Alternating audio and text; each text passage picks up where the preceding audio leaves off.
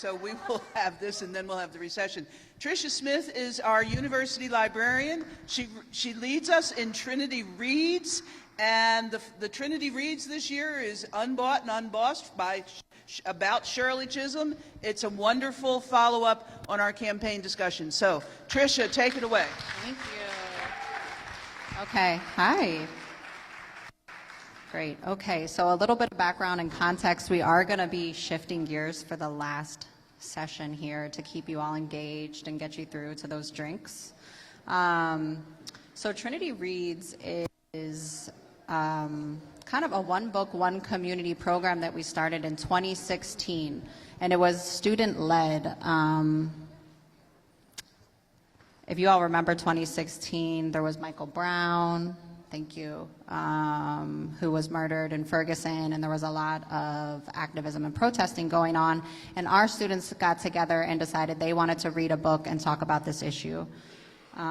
So it is intended to build an intellectual and social bond in the Trinity community. It provides a collective experience reading, thinking about, and discussing challenging ideas. So for this last session, we're going to have a discussion, which means everybody here, I want you all, we're going to be kind of getting together and getting involved. If you've been holding back at all today, it's now your chance to let people know what you think and how you feel. We have discussions to learn from each other. We have discussions to grow as individuals and as a community, and to get to know ourselves. So this is a chance for all of us that are in the room to tap in and figure out what's going on. How does everybody at Trinity feel right now as a living, kind of breathing organism and community? Where are we all at? How do we feel? Okay, so we had a little bit of background on Shirley Chisolm.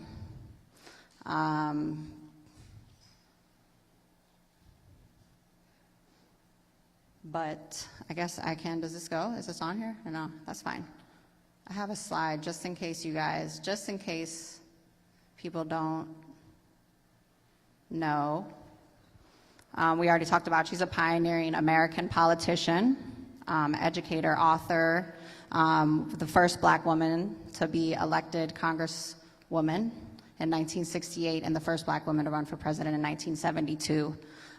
What I find really amazing about Shirley Chisolm is she ran as a candidate knowing that she wasn't going to win. She ran knowing that she wasn't going to win. She did it to show the American people that there can be a candidate who isn't a white man running for president. She ran to show that there is the potential for something like this to happen. All right, so when we have discussions, we have to have ground rules, and remember, everybody, we're all going to get together, we're going to talk. All right. Be curious and open to learning. Listen to and be open to hearing all points of view. Maintain an attitude of exploration here, okay? We are exploring and learning about each other and who we are as a community from each other. A conversation is as much about listening as it is about talking. So as we get into this discussion together as a community, let's make sure we're listening and we're also talking. We're going to show respect and suspend judgment. Of course, I think most of us in here, because of the community we're in, we probably align. But as human beings, we do tend to judge one another. So please do your best right now not to. Look for common ground and appreciate differences.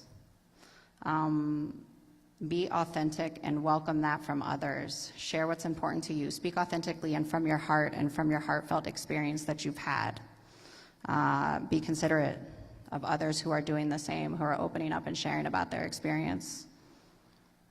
Be purposeful and to the point. Notice if you're starting to get off track or talk about things that don't really have to do with the topic. Try to guide yourself back. And to that point also take responsibility for what you say, own what you say and guide the conversation. We do have student facilitators here to help guide us, but also because we are all engaging in a conversation together and a discussion as a community, we need to hold each other accountable. All right.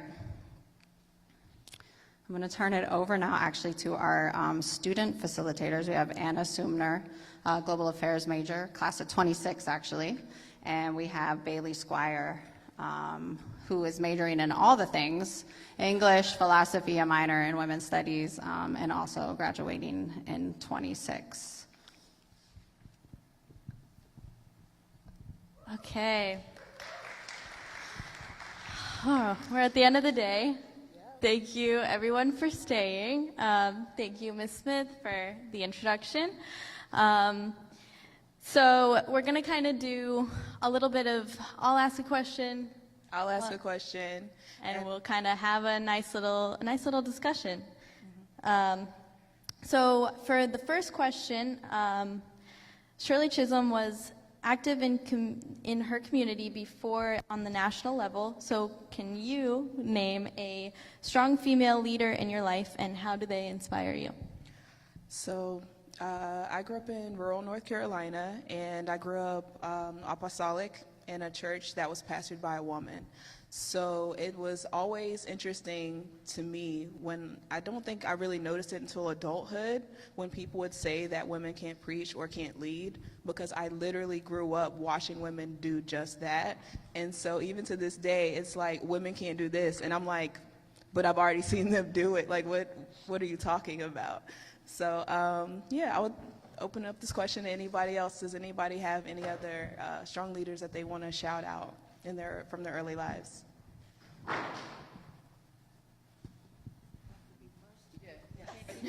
Tess. Hi, I'm Joan Formato. I graduated here in 1963. There was, Madam Speaker was up here this morning, and she said the car pulled up outside in 1958. For me, it was 1959, and dropped us off, and in we walked to this amazing, amazing place. And anybody who's following in our footsteps, you are following in the footsteps of amazing women. We walked in, and the president of our college, her portrait is outside, is Margaret Clayton. She happened to be an SND nun, so we called her Sister Margaret. That woman, at the time, I was 18, we were in this place.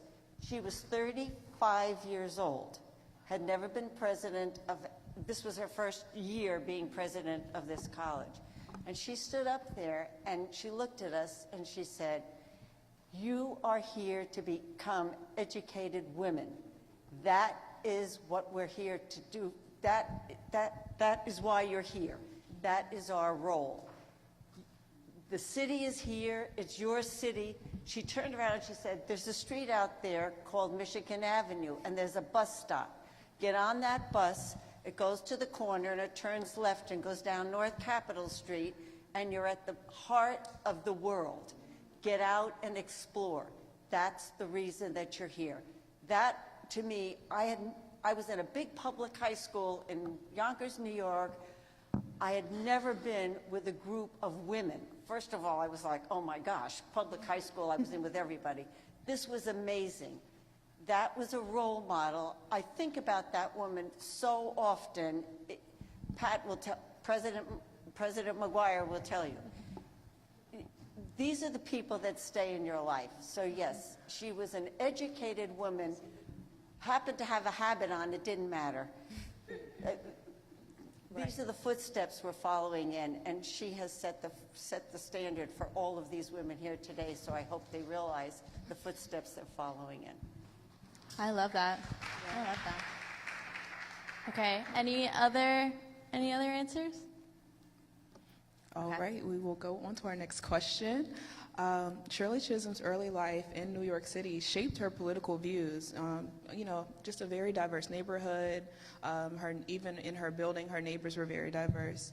So with that being said, how has your background shaped your views, and how have you changed since?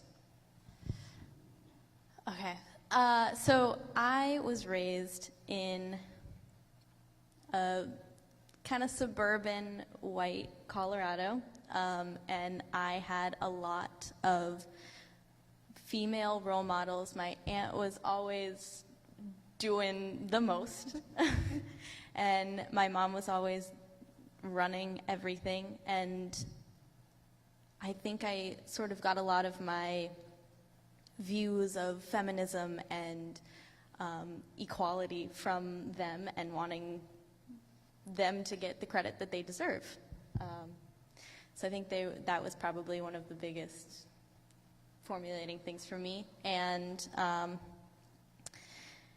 I think coming to Trinity, I was exposed to a whole new world, and I keep wanting to fight for women and diverse women, and I just want to keep fighting for equality, I think. That's great. That's great. Does anyone else have anything to add?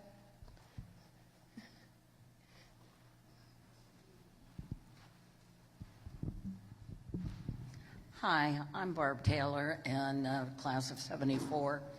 In 1970, women weren't able to open bank accounts by themselves. They didn't get credit cards, and my mother was sending me to Trinity College. And I didn't know this about my mother, but we walked into the bank, and she said, "My daughter needs a checking account here."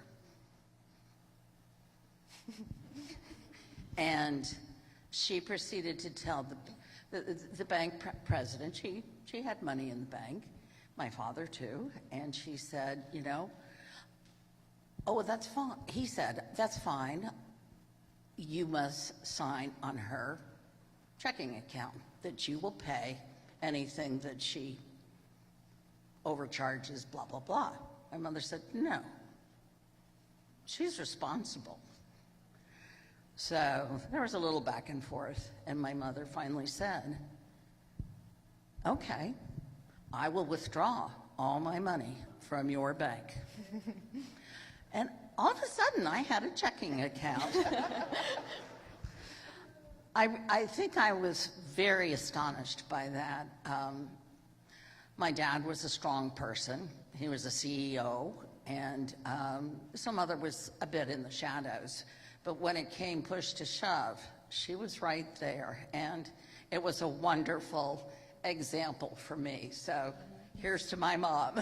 Yeah. Moms. Awesome. That is so awesome. Anyone else? How has your background shaped your views, and have you changed since? All right. Oh, wait, we've got more. Hello, so I am Trinity Washington. I'm faculty here, alumni twice over. I got my undergrad and grad from Trinity, and I'm actually on the alumni board, if that tells you how much I love Trinity. When I first came to Trinity, by the way, I lived around the corner, and I did not know anything about Trinity University. And I went to DC public schools in the 70s and 80s. And I came up in a household where there was a distrust for women. So my grandmother would say, "You can't trust women as far as you can throw them," and things like that. So, but you're a woman. So I came to Trinity after I had my first child, my son. I think he was 9 when I came back to school. And Trinity embraced me with full open arms. I was working full-time, single parent, and I went to school full-time. My first class here at Trinity, I didn't think I could do it, and I met Jamie Pyland. She's not here in communications. And she took me up, and she taught me about feminism. And she taught me that feminism didn't have to be anti-man, but pro-women. And so that counsel has stuck with me forever, and I am forever grateful to Trinity and a proud feminist, I might add. So, thanks. Awesome. Okay. So next question. Chisolm experienced a lot of exclusion in her college life, and in turn she created her own clubs. How active do you think you are for our students, were for our alumni, and are you still active today? So I will get us started while people are formulating their answers.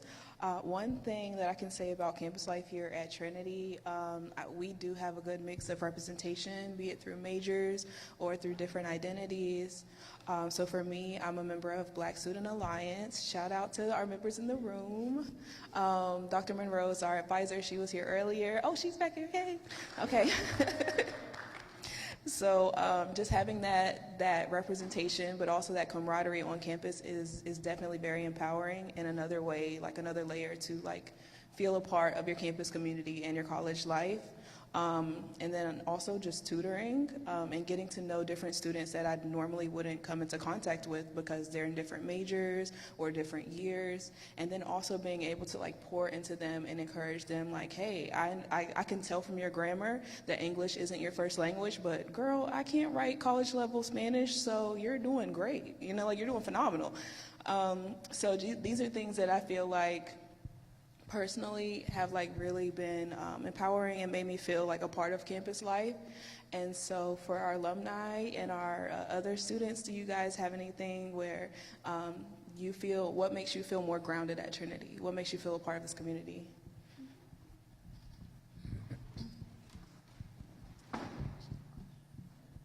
Hi, I'm Jacqueline, class of 2010. Okay.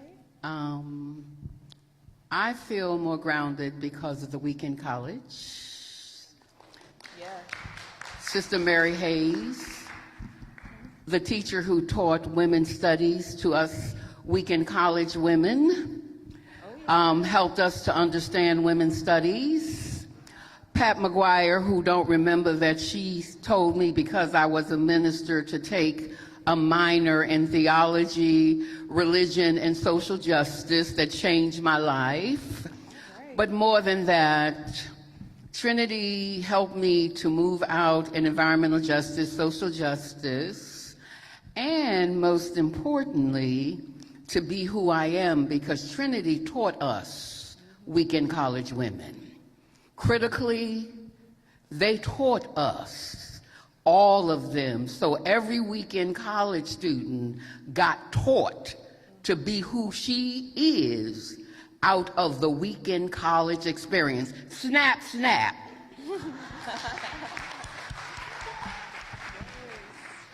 Perfect. Thank you. All right. That's my go. Oh, yes. Oh, yes. I just want to say one thing. I'm in the class of 66, and only one of my classmates is here today, and she and I both agree, and I wish she hadn't just gone to the ladies' room because she would affirm this. We have been on the alumni board here for many, many years. I had gone up the ranks, and my turn as president came when I was like 77 or 70, and I said, I think I'm too old. I hung in there, and I've just given up my seat to someone else. But I want to say that I come to Reunion because my friends are from all the other classes, not from my class, and it's amazing. And so if any of you want to get involved after you graduate, get involved with the alums, because you'll meet lots of other, I see two of my friends over here shaking their heads, because I have met some amazing women doing this. So I just encourage you to, look in that direction when you leave here. So you won't ever leave, really. I love that. I love that. I like that. And speaking of life after Trinity, so the book describes, Shirley describes her awkward encounters when she's trying to interview after she graduates at different schools and just trying to get a job. And they literally tell her she looks like she's not old enough to teach. So with that in mind, do you all feel like you have to look the part to be taken seriously?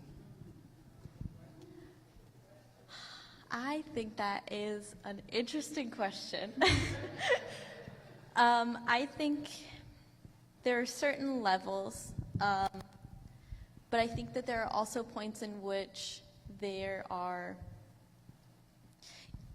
I have a few tattoos, and I've always been someone that's been taught you can't have tattoos that are going to show it during a job interview. You can't have tattoos that are going to show whatever. And that being a form of expression for myself, I was kind of I don't know what to do with this. So I guess no. Like I think you and your knowledge is going to take you the farthest. It doesn't matter what you look like. Anyone else?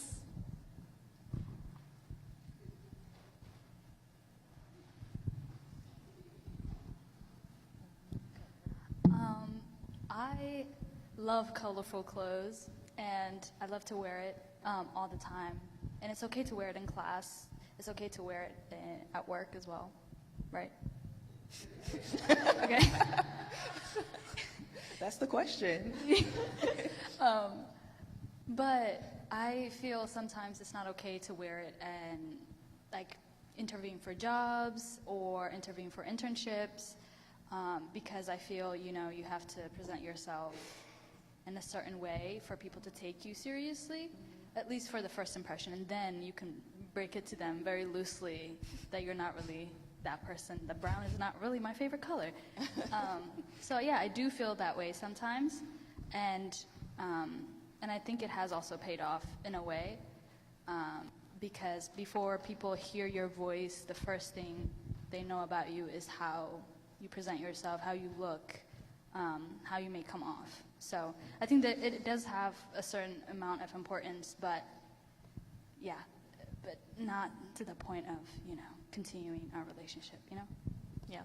Yeah. I think there was one more. Two more. Okay. Connie Abershoff Benson, class of 74, the Rebels. So we were the first group that really went out to find jobs in the business world.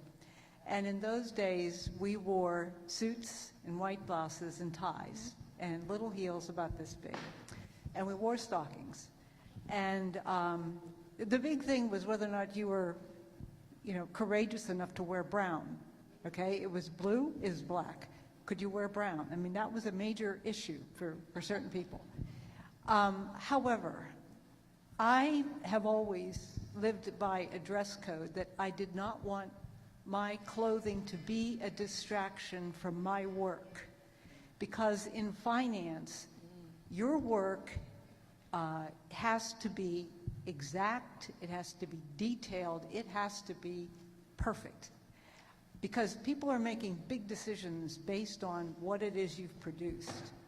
And I was telling one of my classmates the other night, we were talking, and I remember one of the first assignments I had as a banker, I actually volunteered for, and the guy that I was working for was asked, would the bank be interested in doing a $10 million loan, this is back in the 70s, a $10 million loan to a tire company. And, he comes to me, I was his flunky, I was his little, go-to person for 6 months. And he said, God darn it, I don't know anything about the tire industry. And I said, well, when do you need to have a decision? He said, I got 4 days. And I said, well, I don't know anything about the tire industry, but I can do it. So I went to the library. And because I went to Trinity, where I learned to write, and I learned to write a 10-page paper in 1 day and type it myself. Nice. I wrote that damn paper, and I signed my name to it, and I showed it to my boss at the time, and, I had my name on it, and he did not take, in those days, they would take your name off. He did not take, to his credit, he did not take his name off, and it went to the board, and he presented, and I wasn't invited, of course. Well, I walked in, it was so funny, that day, I didn't wear a suit. I wore a navy blue dress.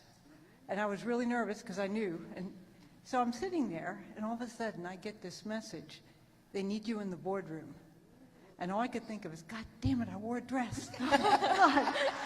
And I go in the boardroom, and they had asked for, tell Connie to get in here. We want to ask him about his his memo. They thought Connie was Conrad. Oh. And so I went in and I gave him a little lecture about what I found out in 4 days about the tire industry. We did the deal, and my career was made. Wow. But I'll tell you something. It depends on the circumstances. You know, if you're a kindergarten teacher, for God's sake, you got to relate to those kids. If you're a teacher, you have to relate to those kids. You're in business. I'll tell you, do not allow people to make a judgment about you based on your clothes. Let your work speak for yourself. That's what you got. Your work has to speak for it. And don't let anything else distract from it. So, anyway, that's my story. Thank you. Oh, okay. Well, briefly, I've already stood up when you were in the bathroom. I'm Barb Taylor still. My career was very different from Connie because I made 48 years in the museum world. The museum world is very different from finance, and I probably challenged, well, I know I challenged the system. I was looking for a job. I went to an interview in Philadelphia. It was a very staid, Pittsburgh, very staid institution, and interviewed for the job of director. And I made a personal choice. I had a very nice blue shift on with a red, white, and blue band and a red jacket. Did I get the job? No. But it was okay because I found those men extremely stodgy. And I got weeded out because I wasn't who they needed or wanted.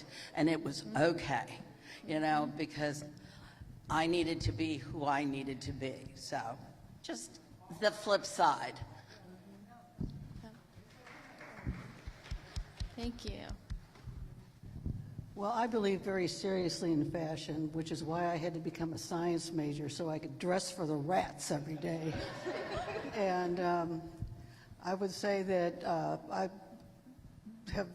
when I was here at Trinity, the last year we were seniors, we had this tradition of a big pie or big bonfire before we graduated, where everything you couldn't stand, you could take one or two things and throw it in the bonfire.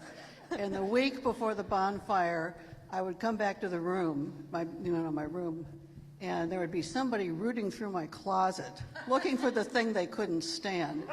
They would find it and run out of the room. Almost a lot, I would say 50% of my clothes went on that bonfire. And when I had my first job, which I did as a research technician, so again, there wasn't a huge pressure to wear something professional. I had to buy new clothes because I didn't have any.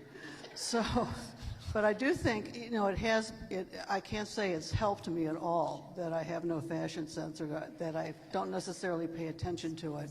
And I think you need to take it very seriously for exactly the reasons you've heard today, especially from Connie, that, you're working hard to do something and to present yourself. You don't want them looking at your clothes while you're talking about something they should be listening to. And I think that's a very important take-home message. Thank you. Okay, I think I'm the final person on this question. I'm Jean Herring-Mahan. I'm class of 1975. One of the things on fashion or what to wear, there was a ridiculous book that came out, What to Wear for Success. Now, the interesting thing was it was only about females, so I don't know what that meant. But I didn't miss that. So I learned very early that clothes, what you wear, how you look, your hair, your nails, everything is a part of including you or excluding you immediately. So what I decided to do was to flip the switch. And flip the switch was, we were talking about colors. So you only own navy blue, gray, and black, and people thought I did that because I wanted to be in. It was cheaper and it didn't show dirt. Got to be very practical about this. But one of the things I decided to do was to leverage dressing to get people in. And as my career escalated, going all the way up to a director, when I would hire people who, I think I hired the first person who told me, you might as well know this, I have a partner and it's female. And I said, you have a resume that I'm interested in. And she was stunned. And I went to a corporate meeting with finance people, and my tech person was a young male who had an earring on. His hair had more colors than the rainbow from The Wizard of Oz. And people looked at me and went, you can't present him. And I said, we present him or I leave, because we have no presentation without him. And I had a row of white males, all in nice gray suits. I should have owned gray cloth. I could have made a lot of money that day. And then they stared at me, and he was kind of nervous, and I said, it's all yours if you succeed. It's all mine if you don't, and we're not going to fail. And when he got finished, they were standing up cheering. But on site, they didn't want him. So I think one of the things that you have to learn is sometimes one of my favorite books was Gordon Parks' A Choice of Weapons. Think about where you are. How can I flip the switch? How can I use leverage of this to get where I am? And I think it's a very key thing about what a lot of people have said about being a graduate of Trinity. It's learning the leverage. Sometimes people think that you're just going along with the show. Choice of weapons. When do I pull that out? As a director, I could say, this is my team. As an analyst, I may hope somebody would do that for me. So I keep that balance in perspective. Things are not necessarily either or, but use your choice of weapons in the positive sense, to do what you need to do. That is amazing. Thank you so much. Thank y'all. Thank you. This is what makes it a discussion, no? I love it. Okay, next question. In her book, Shirley Chisolm talks about issues in government, and just quickly to share some of those passages real quick. Let's see. Maybe in addition to their other faults, the old men just can't work fast enough. If so, they ought to step back and give the young a chance. Probably the age of congressmen should be limited to 65. The giggling is, right. Yep. And then a little bit later, talking about abortion, it had begun to seem to me that the question was not whether the law should allow abortions. Experience shows that pregnant women who feel they have compelling reasons for not having a baby or another baby will break the law, and even worse, risk injury and death if they must get one. Abortions will not be stopped. So with that, the question is, how can we evolve our understanding of these problems in a modern sense today? So I have 3 steps for success that I would hope that you can take home, put in your pocket, and also add to. All right, so number 1, check your biases, conscious and unconscious biases. Sometimes you do not realize what you're saying and how it can be insensitive. And so with that, I would say, 2, have people in your corner that can hold you accountable, that you will actually listen to and take advice from. It does not count if you have somebody who is an accountability partner that you do not actually take seriously. It's not going to help you. So that, and number 3, empathy. Again, lead with empathy, if nothing else. Truly hear people out on their issues and understand what their experience is and how these issues affect them. Whether it's abortion, whether it's immigration law, a lot of these hot button issues are so polarizing because people are so passionate that they are not hearing and empathizing with the people across the table. And at the end of the day, we are all human beings who have to live and thrive or destroy each other together, because we are one human race. So those are my 3 keys for success. Does anybody have a 4th? How do we evolve our understanding of modern problems and issues? Come on, back All there. right, we got Betty in the back.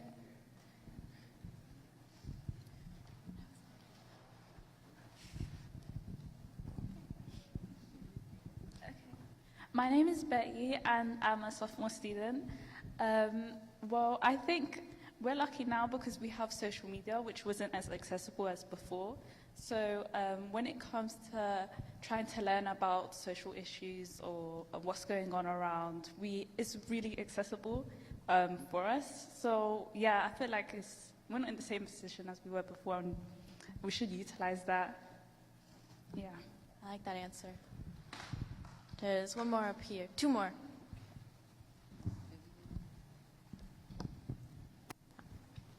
I'm Vivian Wiles, and I'm going to stand up. My voice is light. But I just wanted to say that I have been with Trinity as an employer here for many years, working in the Career Services Center, and I also went through the weekend program. So I found that when I worked interacting with students during the day in the Career Services Center, I was always there to give them a listening ear for many things that they may have, say like roommate problems, and also the fact that they were looking for internships, so they need advice about interviews. So I felt that just being open to people is one way you help. And do not turn off, you have to know that diversity is what makes the world go around. And right now, this is really maybe the first reunion I've come back to, but I've been to Trinity for other things. So I really find that just trying to be open and keep busy with society. I'm working very lot with the DC Democratic Women. I'm an officer there. And that's about it. Definitely. Thank you. Sharon Washington again. So I teach communication, so I deal a lot with conflict.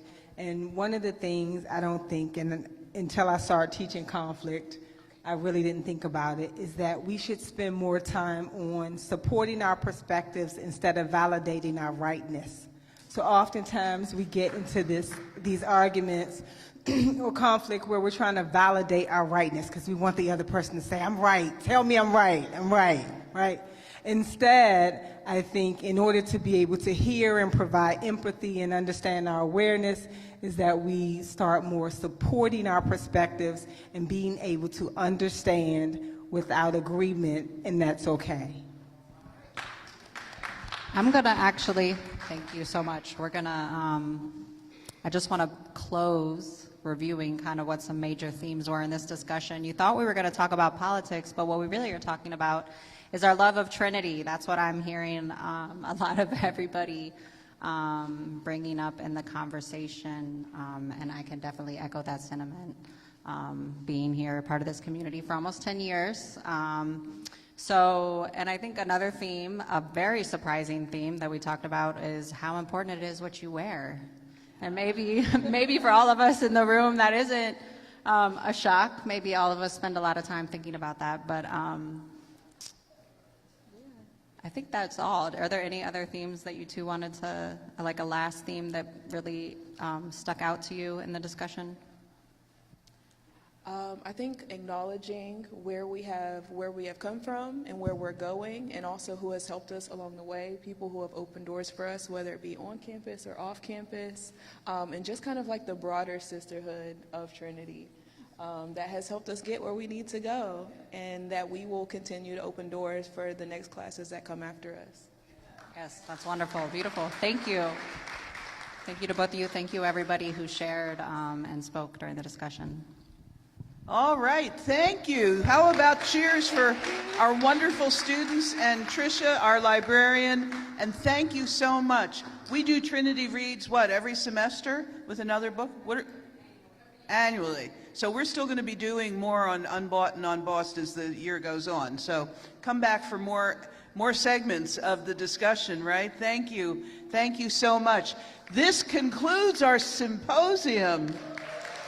Was this a good day? I think it was a good day, and I loved ending with this kind of personal discussion. This was a wonderful way to end our day, because the personal is the political, right? We know that. And how we feel about ourselves, how we relate to each other, is also how we relate to politics. So it makes a lot of sense to get into the personal that way. And as for how you dress, I've never really cared. So that's not.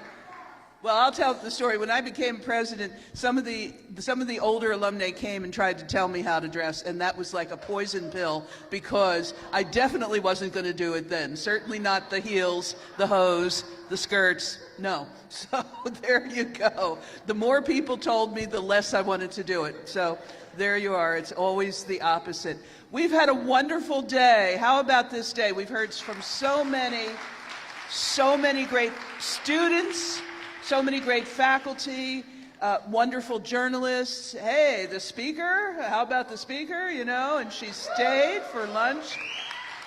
And I want to thank everybody who's been part of it. So before we leave, let me thank, first of all, Timothy and Phil are doing all of our live stream and photographs.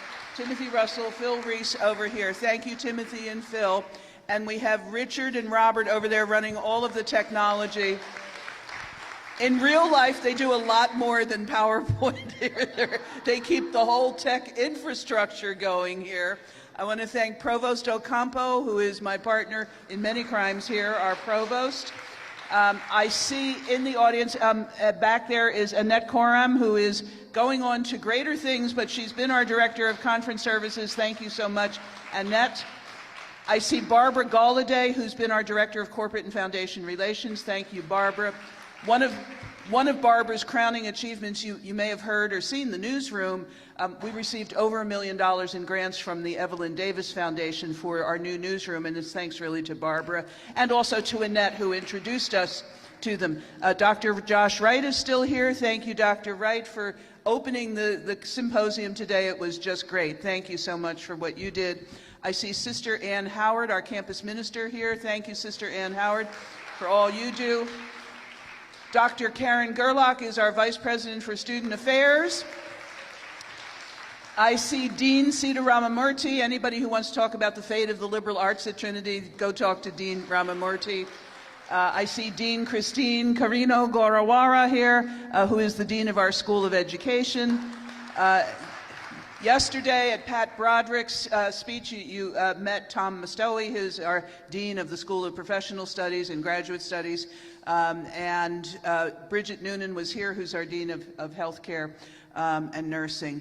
And Ronnie has been, admissions lady. Ronnie has done so much work, so thank you so much, Ronnie. Well, if I've missed anybody, I apologize, but let's go out and have the party. The party continues in the well and on the marble corridor, so let's go. Party. Thank you all.